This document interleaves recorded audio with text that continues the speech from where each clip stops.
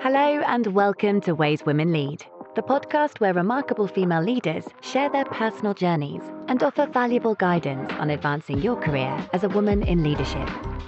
Join host Anna Gromadzka and her guests as they delve into various aspects of leadership, including diversity, equity, and inclusion. This podcast is brought to you by Six Group, a global executive search and leadership advisory firm. Lena, hello. Welcome to the podcast. Welcome to Ways Women Lead. It is a pleasure to have you here. It's my pleasure. Hi, Anna. Hi, everyone. Let me share an introduction just to give a context to who you are. Fantastic career with over 20 years of experience in human resources and communications. You've worked for global organizations such as IKEA and PepsiCo, which is the organization where you spent the last 10 years progressing through roles of increased responsibility, focusing on driving cultural transformation and designing talent, diversity and inclusion and communication and engagement strategies and driving various talent initiatives. And fantastic global career, leading teams and initiatives across multicultural matrix environments, working from across Asia and Europe and Americas, and some great achievements under your belt. You've been awarded while at PepsiCo the highly commended Diversity Team of the Year Award and the PepsiCo's Chairman's Award for raising the bar in talent and diversity. So I'm looking forward to the conversation and hearing a little bit more. We'll dive into topics related to talent, engagement, and diversity, equity, and inclusion, specifically related to complex environments where you have a lot of experience. So maybe to give a little bit of context to your own leadership journey, what have been the key milestones in your leadership journey? Yeah, first of all, thanks for such a great summary. It's always such a pleasure to actually hear the summary of your own career when someone else is narrating it. So thanks for that. It sounded really great.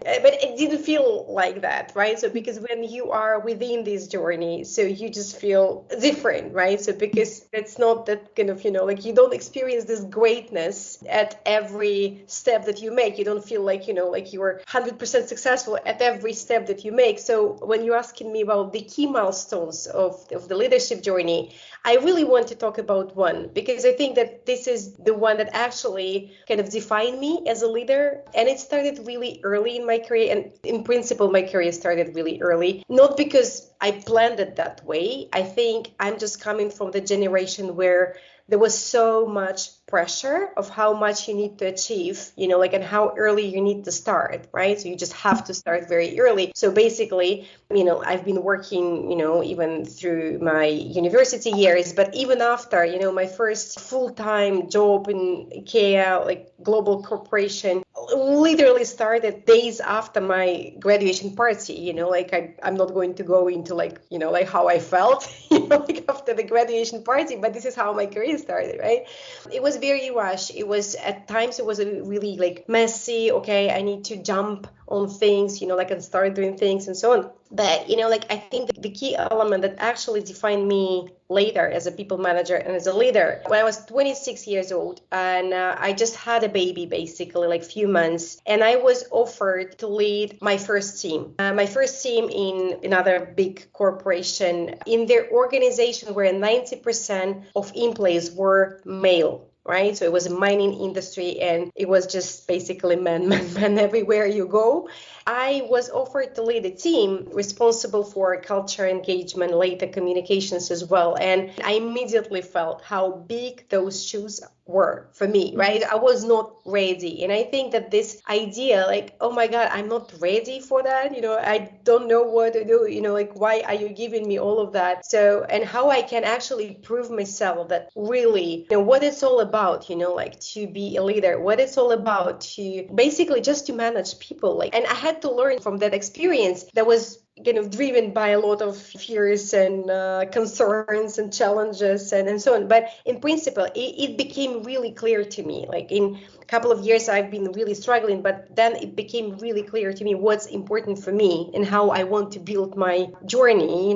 I didn't expect it to be as great as it happened, but in principle, so I decided for myself that whatever decision I make in my career, I will be making it based on how much of impact I can create rather than how much power I can get. And it took me like a while to have this idea very clear, but I realized that being a leader and becoming a leader and having a leadership journey, it's not just an idea of this vertical career. I know it's kind of quite basic now, but like 20 years ago, it took me a while to get to this concept.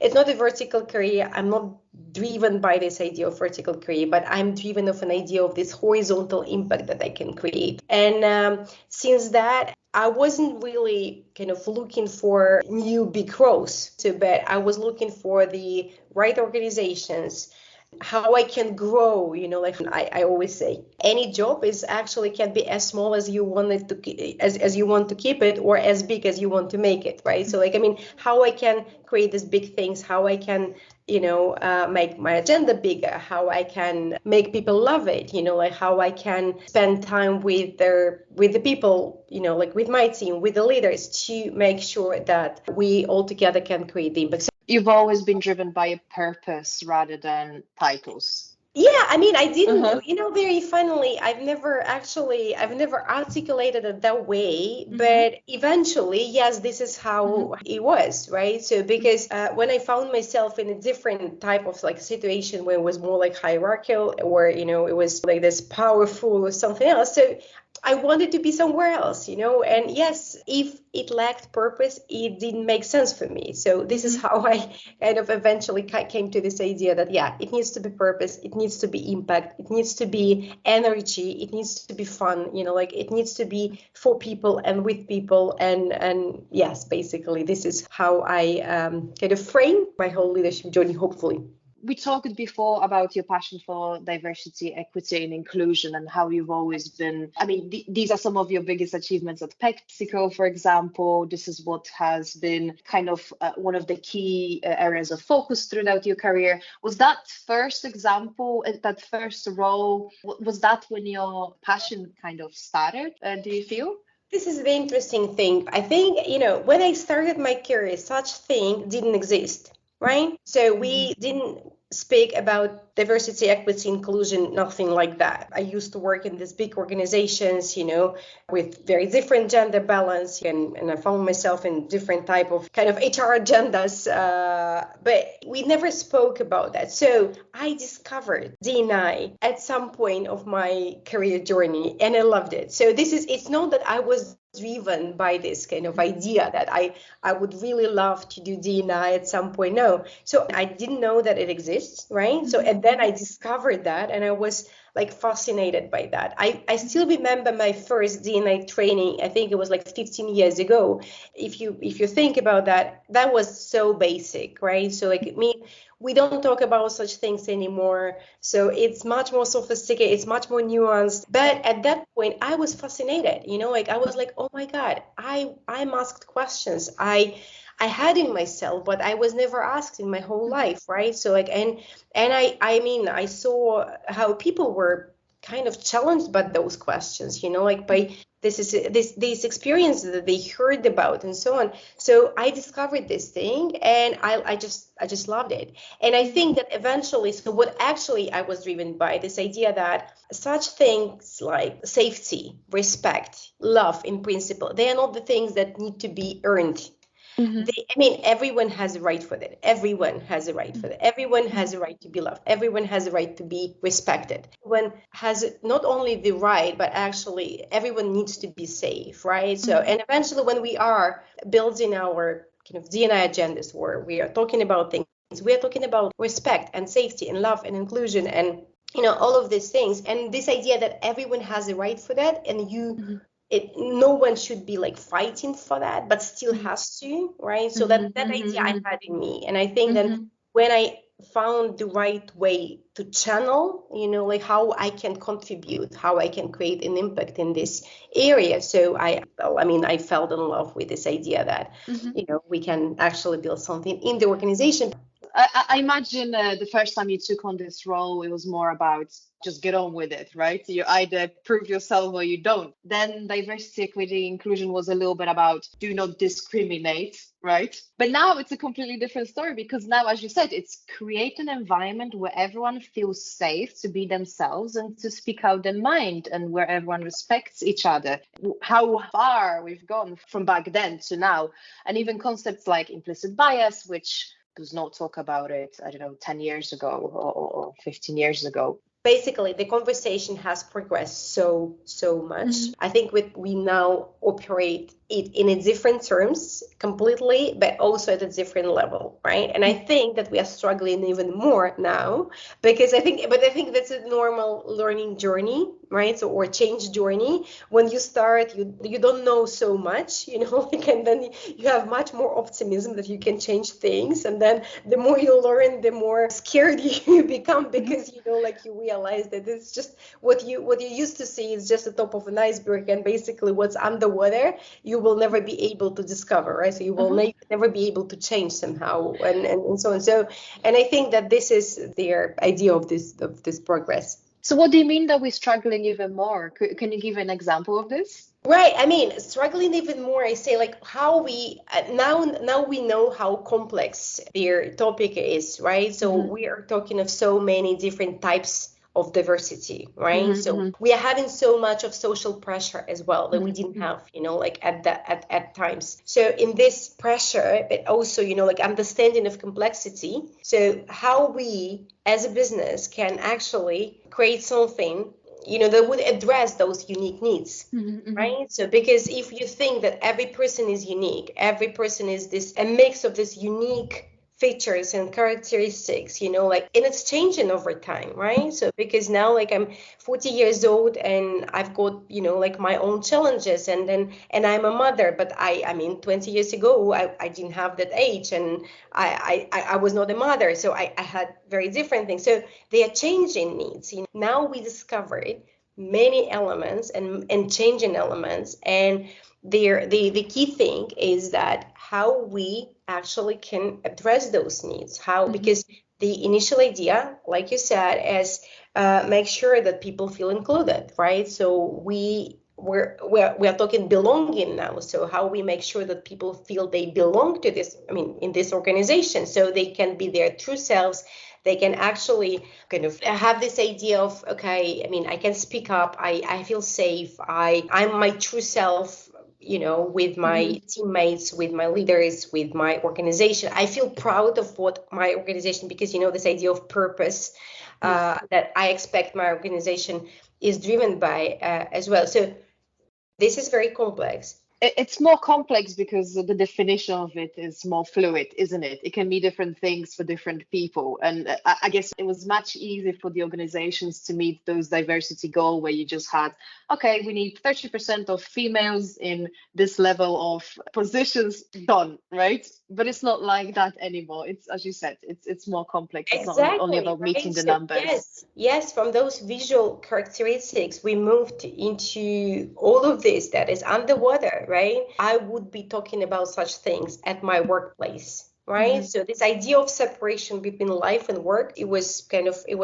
a Chinese wall between life and work almost. So like at work, you are kind of the best, the formal version of yourself. You're not talking about your challenges, your life challenges, and so on. And then you start living when you leave. I know that I'm exaggerating. Of course, it was not at that extent, but still, you know what I mean? And now we say there is no barrier, right? So like there is no such idea, even such an idea as a life-work balance or work-life balance, right? So because it's still your life, you live your life. And now we talk about things we never talked about. We have expectations from our employers, from the business that we never had before. So we feel now safe to talk about those needs. And this is kind of, like one evidence that actually we made some progress because people started to speak up and they feel safe enough to talk about that and expect that. At the same time, so how would we address those needs, right? So what we do as business, as a company to address those needs. You have some fantastic achievements under your belt. Could you give an example of DEI initiative that you've led, that you participated in, that you found particularly effective for organizations? So for me, there are two types of things, of initiatives that I believe they are kind of the most effective. So first is that when they address a very concrete, certain issue, right? So like when you know that issue and you create a solution to this particular specific thing. And the second thing is when organizations, when companies, they manage to create initiatives to help people fulfill their needs, like that actually speak to many, I mean, not those very tailored, very focused initiatives, but actually they include many people. And I can give you kind of a couple of examples in right? So speaking of this latter, when it's really mass initiative where we try to involve many people, as many people as possible, basically, and let them speak about their needs and feel included and find solutions that would actually suit them, that would actually help them in their life. So we called it One Ask. And the idea was that we said in the beginning of the year, have a conversation with your manager, and the manager is supposed to ask you, what is one thing that I can do for you that would actually make your life, professional or personal, easier or better? What can I do for you? And we can make this agreement, and then you have my full commitment to that, and we will make it happen, right? And that can be anything, right? So that could be any professional discussion, or it can be something very personal. And that was a very efficient thing eventually, because what it did is that it's not the company who needs to identify those needs and design solutions, right? So, and they are as many as we've got people, but it's actually between a person, an individual, and their manager to speak in this safety and with respect about their own needs and find the right solution to that, right? And it gives an incredible autonomy to managers to get to know their people and create this idea of safety in the team, right? But at the same time, like it creates this idea of safety to people, like that I can actually speak to one person and then I can make an agreement, and then it can change. And it's not that something that you commit for 5 years, right? So because, like this need can change in a year or even like 6 months, and then we will reevaluate. So that was a very popular thing, and it worked really well. You can say, okay, but good managers, they do it anyway. Yeah, I mean, and I will say, yes, they should, right? And this is what they should be doing. They should be asking their team members, so what I can do for you, because this is the role of the manager, what I can do for you so that you actually perform at your best, like so that you feel your true self, and then you can achieve and you can perform and so on. But you know what, sometimes what we need to do is really to let people do that, to allow, to officially say, okay, please do that. So, I mean, make it a norm, eventually what the companies can do, they can do normal things a norm. So that was one. And this fantastic initiative because it's like you said, managers should do that, but at the same time they have so many priorities, right? And sometimes it's difficult to focus on that one thing, and it's simple, it's actionable, it's very specific, it's bespoke, it empowers the employees, it gives that solution, the decision over the solution into their hand, it creates that trust, it allows the managers to get to know employees on a more personal level. It's a fantastic initiative. Out of curiosity, do you know what typically employees were saying? What do they need? Yes, we actually tried to capture that again with all of their care and respect for the privacy, because we really wanted it to be at that level, but we needed some data just to understand, okay, what are the biggest needs? Because when we launched that, it was before COVID, and majority of needs, they were linked to flexibility, time flexibility, office flexibility, different types of flexibility. So basically, what you can learn from that is that it's really hard to squeeze these thousands of people into this one working schedule, one office or one place that you think that your company is. So So people really have different needs and different expectations and different commitments as well. And majority of needs, they were about flexibility. And eventually at PepsiCo, it all resulted in a big global initiative called Work That Works that actually allowed people to decide how they want to use the office, how they want to create their working schedule and so on and so forth. So it gave a lot of flexibility and addressed many needs. The other thing is that people not always really know how to fulfill their professional needs. And of course, like in many companies, we've got the development conversations, career conversations, and so on and so forth. But sometimes they don't cover these small things. People very often, they think of development is that how I can develop myself for this specific job, right? Mm-hmm. So, and this is what all the development conversations, or many development conversations and career conversations are about. So the thing is that people are bigger than the jobs that they do, right? Or their positions and roles. And sometimes it's about, okay, I really have this idea or a dream to start doing something and I need a little bit more time for that, or some support for that, or how can we organize this and so on. So it was a lot about, again, blurring this line between work and life and how companies can help make it work, basically, both for the people and the companies, right? So because as you said, so it's still about business, it's still about high performance teams, it's still about this idea that we are here to perform. And I think that now, 3 years after a pandemic, so since we've got all of this flexibility, I think that the majority of needs, they shifted more towards, okay, how I can fulfill myself better. Like I'm asking some tailored solution, like to create my own working schedule, but it's like how I can do something else, how I can try something else, those things. So helping people find a purpose in their job so they feel... Exactly. Yes, how I can fulfill myself better. But of course, there are always things that you would never think of. For me, those exceptions. And when we are talking about inclusion, things that are in this, let's say, minority reports, so they are more important than the majority, because I think we are at the stage right now where it's not about the majority, because in many companies, and I saw that in PepsiCo as well, we've got really, really high numbers of how people feel included, like how people feel engaged, how they feel belong, and so on and so forth.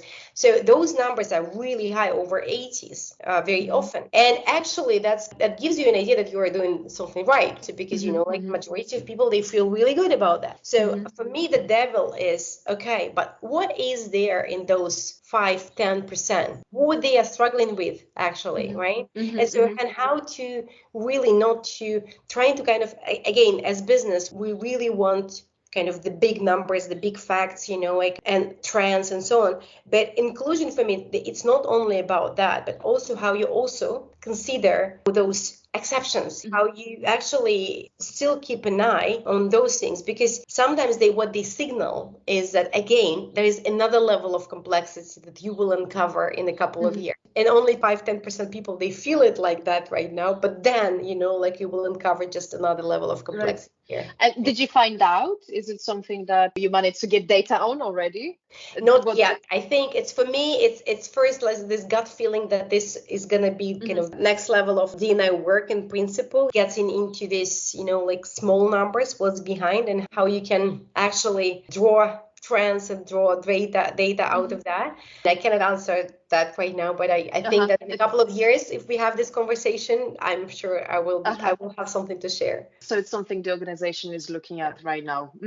And so you mentioned about helping people to fulfill themselves in their roles. Do you have any specifics in terms of how can organizations do that? What people specifically asked for? How do you merge that personal and professional life for people? How do you help them?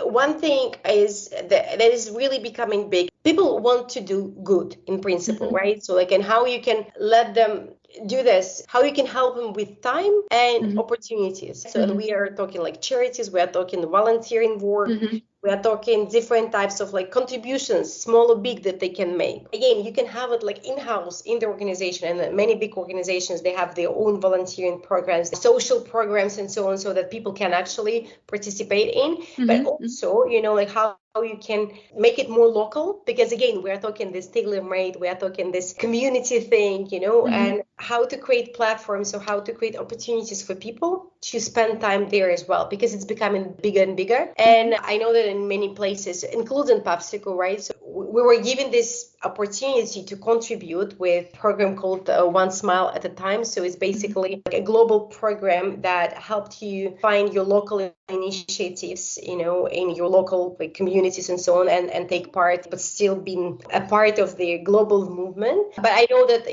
like many other companies, they do kind of similar things, or they just simply give you some hours to volunteer, right? So like this is the hours that you can actually spend volunteering. Or I mean, even the idea of team buildings changed, right? So like very often we see that people really want to spend time with their teams doing something together rather than just simply spending time in a kind of traditional team building from 20 years ago. So what I'm saying is there are many ways to do that. And I think that it will develop more and more from this idea, okay, how we can do that all together, how we can do it like standardized in a standardized way, to again more, okay, how we can give more autonomy to people to decide how they want to contribute, how they want to create an impact, and how we can enable them, right? So that we actually lead them in this direction.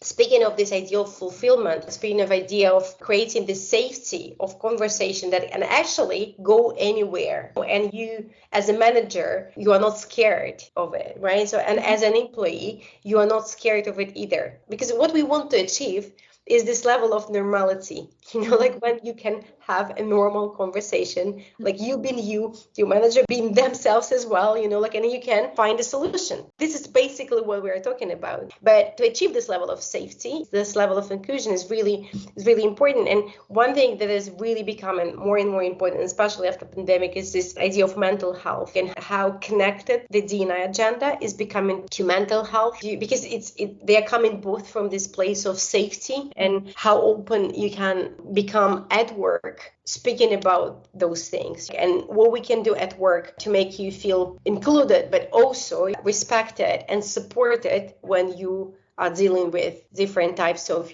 mental health issues, while work can create lots of stress. This is a difficult conversation as well. And I think that the lower is the level at which people can actually talk about that, right? So basically, when I'm feeling stressed, whatever I need a break or something. So if I can have a relationship with my manager, or if I can have someone that I trust, who I trust in my organization, so that I can talk about that, the better. There's another layer of it. So because we actually raise expectations in our managers to be able to deal with all of these things. We say, okay, they need to have this conversation and this conversation, they need to be, but we don't expect them to be trained mental health experts, right? So to be able really to, to help to navigate through this. So for me, this is also a difficult, challenging question that the companies would need to answer, right? So because we expect the managers, basically people, they are also people, like everyone, to know more, to be able to deal with complex things at not a high, but at least, like at a normal level. So how would we enable them, right? So what is the key to that? So is this autonomy, or is this trainings and capability that you need to build, or it's awareness, or what is this that you would do to make sure that those conversations, if you start them, they will continue in the way that are beneficial both for employees and for managers as well. That is very true. It can be a very sensitive topic, can it? So it's not only about having the right intentions, but it's also about having, as you said, the capabilities and skills to manage such a conversation in a way that it doesn't make things worse. Totally, yes, in the right place, right? So just to guide them in the right place if you're unable to deal with that. So basically what I'm saying, and this is how we started, right? So that we are struggling more because we are uncovering more and more things into that. And the more we dig into that, right? So the more complexity we discover, and the expectations, they're also rising, right? And this is where we are currently. So I'll ask you a more specific question. You mentioned psychological safety several times. What is one or two pieces of advice you could give to a manager, to a leader, someone who manages a team to create the psychological safety within their team? What could they do? It's so difficult to answer in one or two things, right? So We'll not solve everything. That's yeah, for I sure. mean, it But definitely one will actionable not. or two actionable pieces of advice they could take. I think first is don't assume things. I know that it's kind of negative, don't, but I think that a lot of unsafety, even with good intentions, starts from assumptions that you know this person and you know how they feel, or they know what they need, or you know like what's best for them. And I think that even with good intentions, it can actually go really, really wrong. So for me, it's about don't make assumptions about people and what they need and what they want. I just ask them. Ask open questions. And in many ways, in safe ways and surveys, in listening sessions and focus group and interviews between managers and employees. So encourage these open conversations, encourage this idea of, okay, I ask and I take your response. I'm here to listen. So this is one. The second is actually connected really to the first one. It's listen actively, right? So because it's a lot of the things that you assume they're going really well, that you've got everything, so they might be very different, but you need to listen very actively to be able to understand them, and so how people really feel, how people feel in this particular meeting, for instance, or how they feel talking to someone, or how they feel dealing with something, and so on and so forth. So I think this idea of like listening to feedback, given an opportunity for this feedback, and then doing something with that, like addressing it and acknowledging that. I think that the big part of it is also acknowledgement of problem, right? So when you actually get back to people and say, oh yeah, we heard this and this is what we hear and this is really, it's happening, even though you don't have a solution to that right now, right? You need to acknowledge things and you need to make commitments, and you need to move yourself. If we talk leaders, like how we move leaders from being part of the problem to the part of the solution. So that's also an important thing. And here I'm not even like touching their really basic things, right? So we're not talking basic things, because if it's about discrimination, if it's about any way that people feel unsafe already, and they need to have a way to report it. They need to have a safe way. But we're not touching this because I think that this is, in many organizations, this is what was already done, right? So, and we are talking about more like nuanced psychological safety in certain interactions and certain in the way people have an opportunity to speak up, for instance, or in the meetings or at work in principle, right? So how they communicate to each other, how they communicate to leaders, how they feel trusted as well, right? So how they trust others, those more nuanced things. So I think that a lot of learnings about how to do that, it comes from the feedback. It comes from listening before acting, before assuming, before jumping on things. I think this is the key thing. I'll ask you last question, more personal. You've been through this very interesting journey, as you said. Hearing about it in one summary, it's interesting because, of course, for you, I imagine, like for everyone, it's been ups and downs, it's been challenges and successes. Sometimes it was easy, sometimes it was hard. But overall, you've had a fantastic career. You've had lots of opportunities to make impact on the organization. I presume you've fulfilled yourself, something that you set up for yourself at the beginning of your career, making impact. You've had an opportunity to do that. If you look back at your career and at the time when you just came out of university, what is one advice you would give to your younger self back then? Oh, wow. I mean, there would be many, One thing for sure, I would say, don't rush.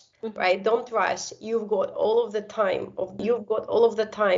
I would really just kind of hug myself and say, don't rush. You don't need to rush. Because I didn't have the fear of taking the job. So, like doing big things. I didn't have the fear. I was quite naive, I think, and very optimistic and trusted myself. But I rushed so much, and now I'm at a very different stage of my life where my child is 18 this year. She's finishing her school and, I'm almost an empty nest. It feels like a life stage right now.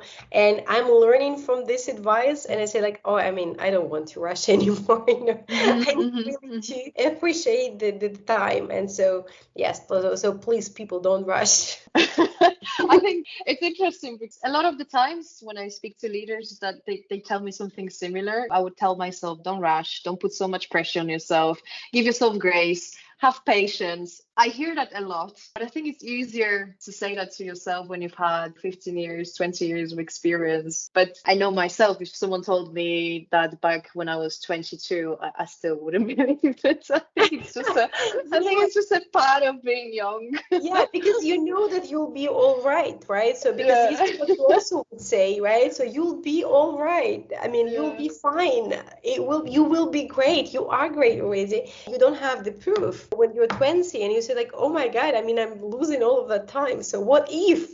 But this is the wisdom you only get with the age, unfortunately.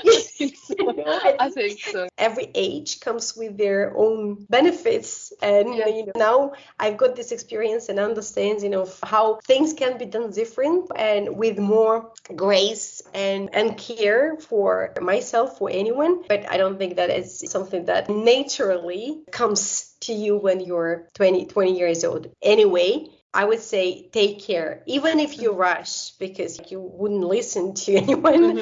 So just make sure you take care about yourself. I think that the care element is very important. Care of yourself, care of the ones that you love, because in the end of the day, this is what's important. You have to put your oxygen mask first before you help others, Absolutely. right? Like this metaphor, it always works, because I think this is very, very vivid. You can really imagine that. Thank you very much. It's been a pleasure to talk to you. Thank you very much for your time and for sharing your insights and your story. Absolutely. It was a pleasure. And I hope that I managed to share something that actually is interesting. That's it for this month's Ways Women Lead episode. But there is plenty more insightful and actionable advice from where this podcast came from. Check out our website on www.six-group.com if you'd like to know more about how to build and develop diverse, inclusive, and effective leadership teams, and how to progress your career as a leader. See you next time.